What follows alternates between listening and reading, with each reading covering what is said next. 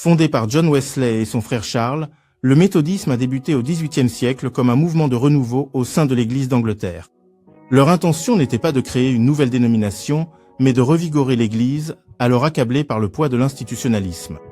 En mettant l'accent sur la sainteté personnelle et l'attention portée aux pauvres, le mouvement a gagné son nom méthodiste, en raison de sa discipline spirituelle méthodique.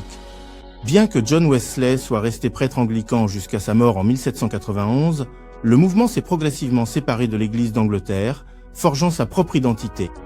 À mesure que les Wesley et leurs collègues méthodistes voyageaient, le mouvement se propageait également. Il atteignit l'Amérique du Nord au cours des années 1700, gagnant du terrain après la Révolution américaine. Francis Asbury et Thomas Coke, qui devinrent plus tard les premiers évêques du méthodisme, aidèrent à organiser l'Église aux États-Unis. Au XIXe siècle, le méthodisme était devenu une force mondiale.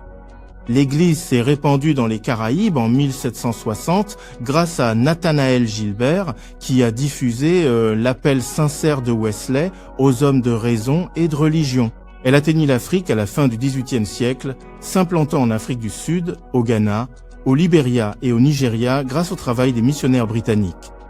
Aujourd'hui, l'Afrique abrite certaines des plus grandes et des plus dynamiques communautés méthodistes du monde, y compris notre propre Église méthodiste globale. Entre 1847 et 1885, le méthodisme s'est répandu en Chine, en Inde, au Japon et en Corée. L'expansion s'est poursuivie lorsque le mouvement s'est étendu aux Philippines en 1898, puis de là en Malaisie et dans toute l'Asie du Sud. C'est également au début du XIXe siècle que les méthodistes ont diffusé la sainteté scripturaire en Amérique latine. Alors même qu'il se répandait du Royaume-Uni dans toute l'Europe, la Russie a reçu son premier prédicateur méthodiste de l'Évangile en 1888.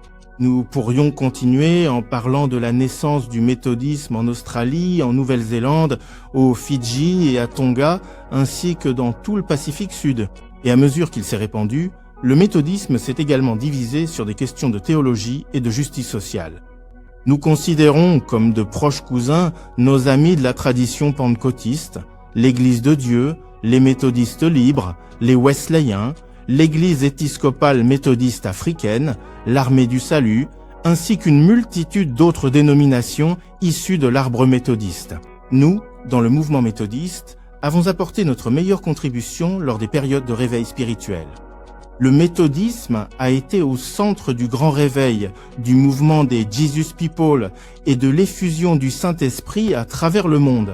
Notre parcours, depuis l'appel au réveil au sein de l'anglicanisme jusqu'au mouvement chrétien mondial, est marqué par l'évangélisation, l'action missionnaire et l'engagement social. Nous sommes un mouvement de réveil, un mouvement de sainteté, un mouvement appelé à proclamer un christianisme primitif jusqu'aux extrémités de la terre. L'essor remarquable de l'Église méthodiste globale reflète aujourd'hui un engagement renouvelé, break time égal 0.5 S. Envers la théologie wesleyenne orthodoxe, break time égal 0.5 S. L'évangélisation fervente et la sainteté scripturaire, break time égal 0.5 S. Avec un accent particulier mis sur la création de nouvelles églises, break time égal 0.5 S. Le discipulat chrétien et la transformation profonde de la société, break time égal 0.5 S. Au nom puissant de Jésus et par la force du Saint-Esprit.